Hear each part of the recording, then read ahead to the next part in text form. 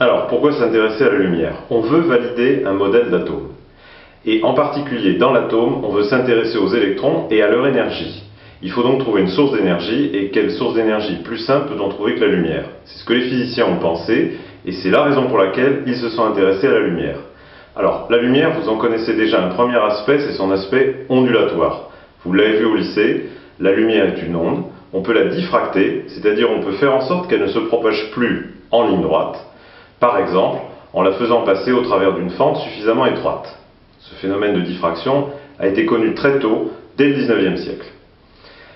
À l'issue de cette constatation, donc en validant le fait que c'est une onde, on peut caractériser cette onde. Et à ce niveau, j'ai une première question pour vous. Est-ce qu'il est plus général pour une onde de la caractériser par sa fréquence, que l'on notera nu, ou par sa longueur d'onde, lambda? Pour répondre à cette question, il faut trouver la relation entre la fréquence d'une onde et sa longueur d'onde, sans oublier de prendre en compte la vitesse de propagation de cette onde dans le milieu considéré, qu'on appelle également sa célérité. Le second aspect de la lumière, c'est son aspect corpusculaire. En effet, au début du XXe siècle, on a mis en évidence le fait que la lumière pouvait être constituée de corpuscules qu'on appelle les photons. Ce sont des particules de matière, sans masse, c'est très important de le noter, mais qui transportent de l'énergie. Quelle est l'expérience qui a permis de le mettre en évidence?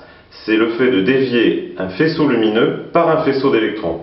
L'interprétation qui en a été donnée, c'est que le faisceau lumineux avait été percuté par le faisceau d'électrons, et ce faisceau lumineux était donc constitué de particules. Ce sont elles qui ont subi les chocs avec les électrons. C'est le physicien Planck qui a unifié les deux théories au travers de la relation qui porte son nom et qui établit un lien entre l'énergie portée par un photon et la fréquence de l'onde lumineuse à laquelle il appartient.